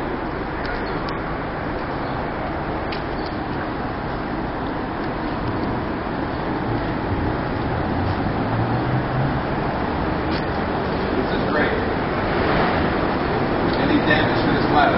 That's been hit by truck. Okay. I got a chain, I got locks, I got a vent. Any treads missing? Looking up. All rusted. I don't see this thing in Utah. Looks like they are rusted. Interesting box system. See the weight? Box. It's a big block of cement. Rotting all the way through. The bullets look like they've never gotten any grease. No. Does this building look like it's active? Breaking all the windows, new windows up there. I would say this is an active into a hallway. Looks like a hallway access. Two apartments that get on the hallway. We got block exit, right? And we got a sprinkler system issue. I mean, not a sprinkler, a stamp light. I can see that. It's not safe right now. So this one's an easy one, right? Yeah. And this one's a major staircase out of some building that could be, and they're still using this today. And yet, you know, it's dark in there, so you really can't see. But if you start focusing your eyes, you see rust in every clip holding the staircase. Right. 50 to 75 years old, ever been maintained in the past 25 years at least. Okay. Over here. What kind of ladder system is it? That same piston one. Hydraulic. Yeah. Oil is the base. You got the cable on it. You got a release mechanism holding it. You got some spalling. Any paint? Like some right now. Alright. Can you attach satellite dishes to fire escapes? Not a good idea. No. Construction. Any electrical near or on a fire escape will electrify the system at all. Especially with all that water going on to it. Alright. Falling, you got an older building, and you got debris. It's an abandoned building, so a lot of people are going to tell you, why are you picking on an abandoned building? Which one of two answers you give them? Abandoned buildings going to catch on fire. Right. So you have a choice. If you want us to save your building, let's fix the fire escape. If you want us to just surround and drown and let this building catch other buildings on fire, then we need a nice sticker on there, a nice sign that says, don't go in it ever. And you have those kind of buildings, right? There are people who have basically abandoned certain buildings, and you guys go there and X them out and say, do not go in this building, just surround and drown it. Let it burn. So at least let us do that, right? Let us, if you don't want to fix it, it's okay. Can we just put up the signage that says you don't give a crap? And when this building is burning and you're telling us to get on it, we'll say, no.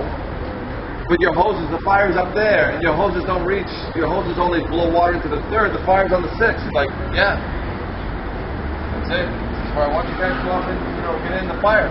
You can't. You got a big sign there that says you didn't want to fix it. And this is as far as we can go, and our truck, our ladder truck can't get in here. Kind of stuck. I actually love whites. You know why you like white fire escapes? It's because they show everything. They're the best to show. Another thing too, how about this 30 feet of ladder going down? You think they should have a protectant? Yeah, it should be protected. Right. But because it's pre-existing condition, you can't. But you can suggest it, can't you? Yeah. Okay. Now, when you're looking at this fire escape, you've got a ladder that has some cable on it. There's a release mechanism here. If this comes down, is this truck properly positioned? Okay. So now, weak, smashed, fallen, it's been hit before? Any evidence of hits? Original hardware enough? Any evidence of rusting, what's called ice jacking or rust jacking between the building and some of the steel? Or rust it behind it and pushes the steel away from the building? Underneath the angle along the back? See the angle as it waves? Okay. It's an indication of rust that's built up behind it and pushed it out. We would have seen more of that before the live watch. And this is a system that you'll always see called hydraulic ladder systems. They work. They work day one. Can you fix it? No. It's impossible to fix. Okay? Very impossible to fix. So it's a system that they tried, didn't work very well, they just stopped using it and they went back to traditional weight boxes. Very simple. These things are very mechanical, and all those rods are bent. So there's this fire escape pass. Life safety issues here? Unable to get to the ground, so they need to create a bollard or something here that says you can't park underneath this fire escape. So let's take it to the next steel. Over. Proof. Alright, life safety issue. We have here debris, construction. Looks like somebody's living here, right? Accordion ladder. It used to be what? This is the inside of the pistons. This is the inside of the piston. Of the hydraulics. It's a rubber bushing, it's and the smooth inside, it's basically reverse vacuum coming out of the tube, just like your door, you know, the door pistons. Your house has that little piston in your thing, there's the tech lock. Smashed? Yeah. Okay. You can see rust and original hardware on the treads. Falling. I mean, anything's so when I'm compressing this, will it just go into the building? Will it deflect more than 3/16? Oh, definitely.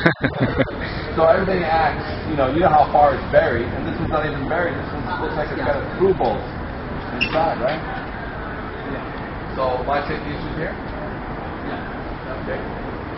For Ken and Head Fireman, right? Let's go right to this one and then we'll end that story. Got instructions on the platform? Yeah, there's stuff there on that second platform that needs to be taken off. That piece of steel we mentioned is ready to fall. That is steel. So there's a chunks ready to drop on the ground and hurt somebody, and we've got people below. We got wiring coming to it for some reason from across the way, telephones or whatever. Got extra weight on the 3rd floor. Yeah. We got the citizen watch going on. Everything's maintenance anyway? Everything's paint?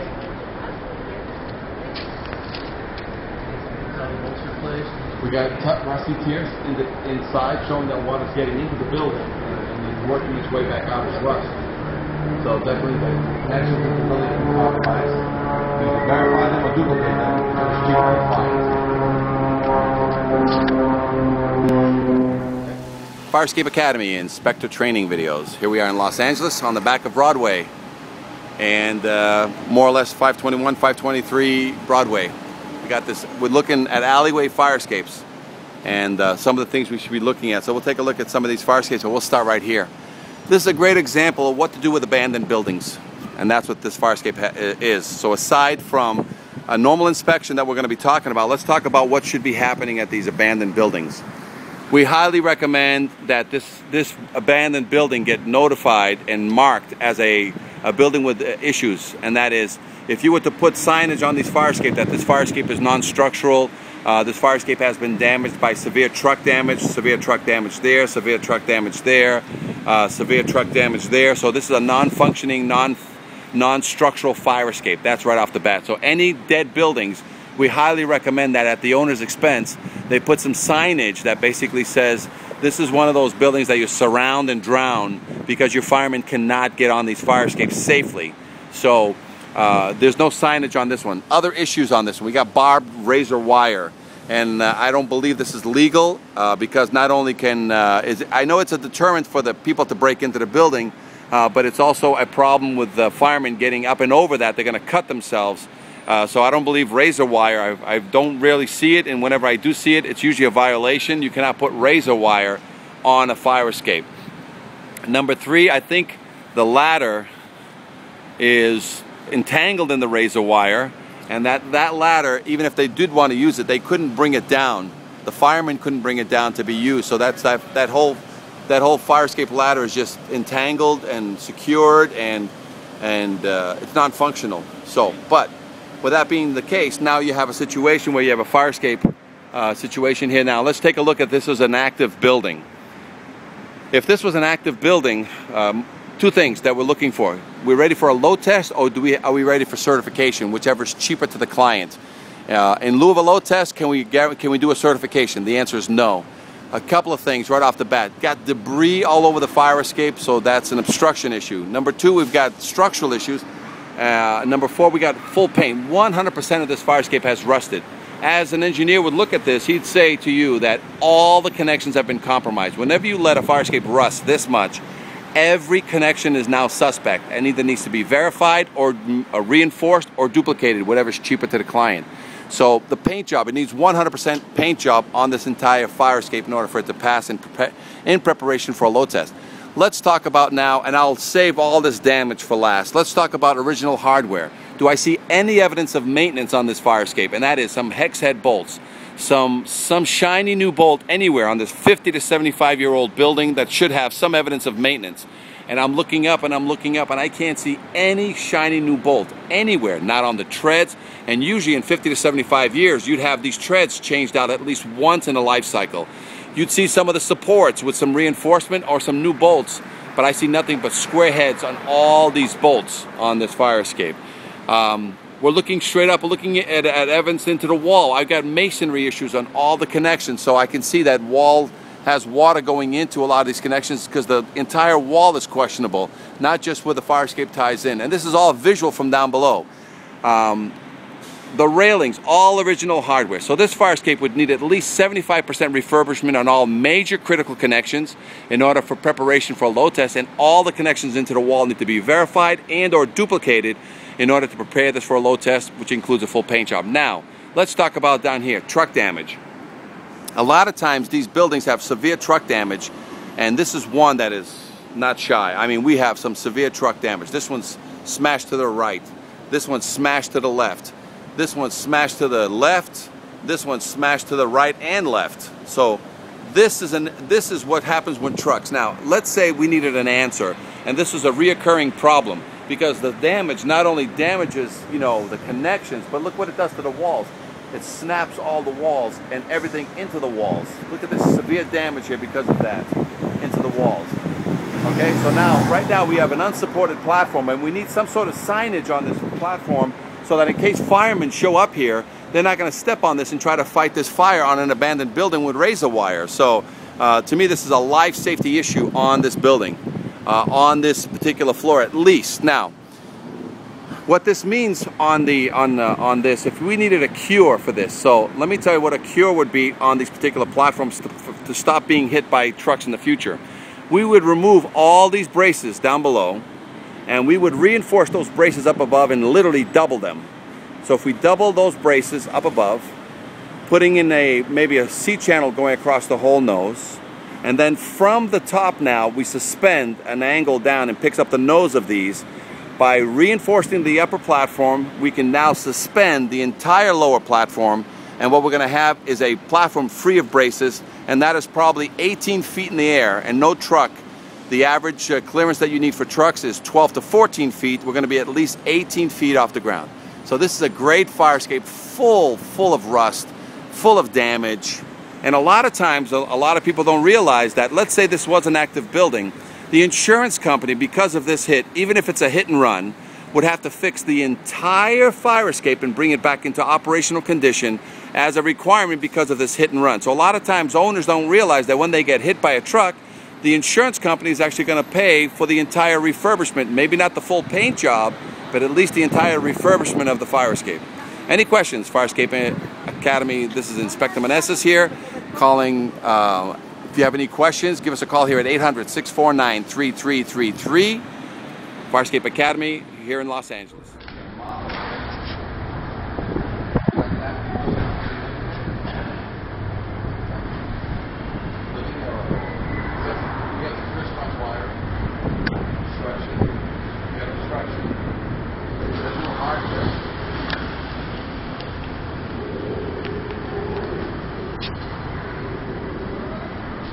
So mounting to the building looks like this is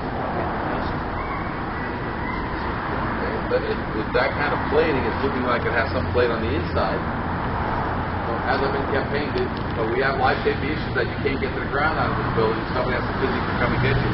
So when you arrive, are we at a fire or are we at a rescue mission? rescue mission first. Rescue missions could take 5, 10, 15 minutes at a time.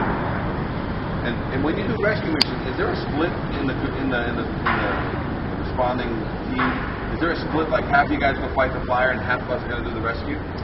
Or if you needed everyone to do the rescue, you're going to have to use everybody. If you could split it, then it might be that, but that's depending on other means of access to the building. So a lot of times it's get people safely away and then let's fight it, right? Let's walk down one more. Fire Escape Academy Inspector Training video. We're here in Los Angeles, California. We're on the back of Broadway, Birch Shoes, Sassy Perfumes, and I believe that's the Los Angeles Theater down there. Here we have a fire escape. Two things in order to pass inspection: must be structurally sound, must be kept painted. And as an engineer, we would be looking in preparation for a load test, or in lieu of a load test, a certification, which basically is a guarantee from us that all the connections are guaranteed certifiable, and what we would do in order to not load test this fire escape. So let's take a look at some of the obvious right off the bat. First of all, we have two fire escapes we're going to look at side to side. Missing its ladder. Somebody removed the ladder, never put it back. That's the problem we have here at Sassy. This one's got damage. Damaged ladder. The damage to the ladder by a truck. A lot of people don't realize when you get damaged by a truck, the truck insurance company, even if it's a hit and run, will fix this fire escape 100% for free. Okay? And that's the entire fire escape must be brought back to operational condition. Number two, I've got some rust tears coming down, evidence that the water's getting into the connections. So I can see up there, you can see some rusty tears coming in from water's getting in. Number three, I'm looking for evidence of maintenance. Any evidence of maintenance, and that is hex head bolts where square head bolts or rivets are right now on this 50 to 75-year-old fire escape, including this one. This one, I have nothing but original square head bolts on all the fire escape, and I see no evidence of maintenance, just some paint jobs basically covering. So you see the huge square heads on the supports, the huge square heads on all the platform, huge square heads on all the railings, but again, no evidence of maintenance. And it's not uncommon for in 50 to 75 years, you see some maintenance of these fire escapes. But again, it's missing its ladder. This one has a ladder that is not only bent from a truck hit, which will be fixed by insurance, it's got a chain around it so that it doesn't drop. So even if it could drop, they got a chain on it with a lock that stops this. And a lot of that is for breaking and entering issues. All right, so now let's take a look at the fire escape itself. See if I see any evidence of rebolting on the staircase. Nothing. I got nothing but original rivets there. I'm looking up at the platform to see the ladder, the gooseneck up to the roof. The evidence on the ladder to the roof, it's all original hardware, square heads. I don't see any evidence of any shiny bolts going up there, and I see some problem with the tie back into the building that it's loose from the wall. I've got to see if there's any debris. I've got a broken antenna up there ready to fall down onto this fire escape. I've got a drain that's putting water all over this fire escape here.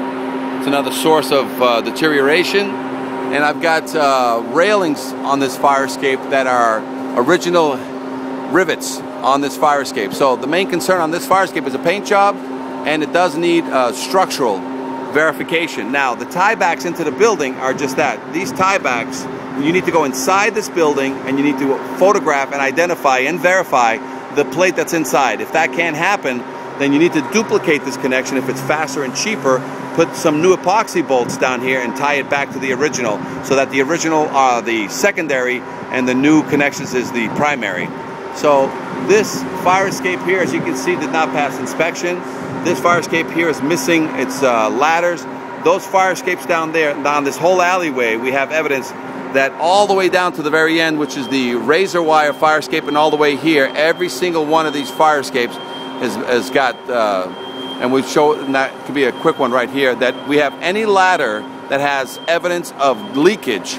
That means we have a non-functioning drop ladder. So let's take a look at this one, which has got grease all over the ladder. And that grease is an indicator that the hydraulic system is no longer working. So this fire escape would not drop smoothly. It would drop at an accelerated rate like a guillotine, hit the ground. So it's, I only want to meet, and that one's out of the, as you can see, it's out of the wheels. So somebody hit that with a truck and it's basically popped out of its position. So if you let go of that ladder, not only the hydraulic's not going to let it drop smoothly, it's going to drop like a guillotine, but because it's out of its tracks, it'll hit the ground and then it will slide to the left and basically fall to the ground because it has nothing slowing it down to make it drop smoothly and hit the ground and stay down. So all these buildings here in this alleyway back here have some defect. That particular building right there, the ladder is missing. So somebody took away the ladder, there's no ladder there. The hydraulics and grease is all over this one, and missing ladder there, and again, smashed ladder there. And again, we're right near the Los Angeles Theater. This is Fire Escape Academy, Inspector Training. Any questions? 800-649-3333. 800-649-3333. Deterioration. We'll start here. Do you see any deterioration? Yeah, right. Right here. Look around. It's falling. Rusting out. Blowouts. So you need to see one or all. One spot. That's all you need, right? Look. What's the guarantee here? After they spot repair this job, we want load test. Okay, so we're minimally at a load test. Let's look for evidence of maintenance. Let's look at their 50 to 75-year-old staircase. See holes through the platform there. I don't know if that's rusted through or that's So evidence of maintenance, you're looking at everything holding up the stair tread that you're intending to use. Any of them leak. Any hex heads? any hex heads are also wearing. All original hardware. And by the way, we let a fire escape rust all the way through. Academy Inspector Training video. We're here in Los Angeles, and we're here on Broadway. I believe this is 342. And let's take a look at this fire escape here. We're actually going to look at two fire escapes here, and that one across the way. Let's start with this one. Fire escapes. Looking at it, if I was a structural engineer and I was inspecting a fire escape, two requirements. Must be structurally sound and must be kept painted in preparation for a load test. In lieu of a load test, I can certify the fire escape if I can eliminate some of the unknowns on this fire escape, which would be only verified through a load test. So the verification process is verify a connection, reinforce a connection, duplicate a connection, or nullify a connection in order for me to forego a load test. So let's take a look at this particular fire escape and let's see if it has more paint than rust or more rust than paint. And on this particular fire escape, believe it or not, it's a 50-50. It's got a lot of paint on it, but it's got a lot of rust on it, but it's 50-50. So some spot painting would make this fire escape pass inspection if it was a paint issue of any kind. The next thing I'm looking for is structural issues. Any defects. Immediately, let's take a look at this ladder. It's leaking. Traditionally, these ladders that have this is an indicator that it's been leaking over time. We got all grease on the entire ladder from years and years of leakage. We got a cable of some sort up there that basically used to be part of the weight system, which is no longer functional. We got a cable up there which is probably to bring it back up, which is broken. It's not functional. There's no release arm. There is a release arm right there, but the release arm itself looks like it's got a bend in it that I can see there. So right now we got a non-functioning ladder with no restraint of any kind to keep it from, because these things are a lot of times irreparable. In the business, I don't know of anybody that can fix a hydraulic ladder that is 50 to 75 years old, and there's no one building new ones because they're just so difficult, because the hydraulic was the only way that it would slow it so that it drops smoothly, or on average 2 to 3 feet per second. Right now, with no hydraulic in the system, this thing drops down like a guillotine, and this is a business right here. And there's people walking up and down this alleyway. Should this thing let go for any reason, that thing is a guillotine. It will hurt or kill somebody coming down. So it needs to be modified and converted over to a weighted system so that when you release it, it no longer relies upon the hydraulics to slow it down. Number two, we're looking at original hardware. This is a fire escape that's 50 to 75 years old. So I'm looking for evidence of maintenance in the past 50 years that would include bolt changes. So if you have rivets and square heads, I'm looking for this fire escape, which is 50 to 75 years, including the gooseneck going up and over on the very top. I'm looking for evidence of maintenance, and that's some new hex head bolts anywhere on this fire escape. And so that would tell me that there's been some maintenance. As I look on this entire fire escape, platforms and again, all this from the ground, with what the visual eye can see, I see no evidence of maintenance on the treads, no evidence of maintenance in all the rails. I see no evidence. So at best, this fire escape has seen a paint job in the past 50, 75 years, but never has it seen any maintenance of any kind. So a lot of these connections now are suspect. As I start looking up on the treads, just on the lower fire escape, I can see the riveted treads. I got evidence of rust growth inside those connections, meaning that now we need to have some engineer oversight to see whether or not those fire escape treads are going to get load tested or they're going to get refurbished. As I look into the platform, I see rust in the corners here and rust going back into the building. So there's some structural issues on this fire escape. I got cracked cement. If you look here, I've got evidence of cracked cement, meaning that water's getting in there. So that now needs to be verified or duplicated, or it needs to be nullified with another connection so that we can leave that one alone if that's the case. Now, when I look straight up at this fire escape, a lot of times what is happening on the first floor just repeats itself on all the other floors. So I don't necessarily need binoculars. I don't need to basically see beyond, because whatever they've done on the first floor is usually evident of what they have or have not done on the upper floor. So this fire escape is showing no evidence of maintenance anywhere on this particular fire escape other than the paint job on a 50 to 75 year life. So it's impossible on a 50 to 75 year old fire escape not to have some evidence of maintenance. And usually in 25 to 50 years they've changed out or reinforced all the rivets on the staircase. Usually the support structure on the platform has been done. Usually the corner rail posts have been done, and usually the stringer clips at the top and stringer clips at the bottom have been redone. And a lot of times it's very important to make sure that the gooseneck, which is mainly made for the firemen, it's showing nothing but square head bolts up there, and those need to be verified and confirmed. Now, this is one fire escape. Let's go very quickly across the way to another fire escape here, and let's see if the same information applies here. Now, right away, let's start with cement on this particular one. And what you can see the rusty tears coming down there? That rusty tears is an indicator that water's getting in there. I'm looking for evidence of maintenance. I see none. On this fire escape, there's no evidence of any maintenance on any of these fire escapes because it's all original square head bolts. I got bulging in the corner. So this fire escape is not ready for a load test. It needs a full paint job. Let's take a look at the weight box. By the way, it's got a canopy here and there's no tear out. So right now, should that ladder come down, it's not going to be able to come through. And we're here at 345 Broadway. So that ladder system, look at the release mechanism. I believe the release mechanism is in an open position, and that thing is not coming down. You got a chain there that's not, so somebody can just fall into the piece, but they can't come down. And right now, as you can see, there's no blowout. There's actually, structural bars and stuff from keeping that ladder from coming down. So we have a violation here. Now let's take a look at that weight box. That weight box is rusting.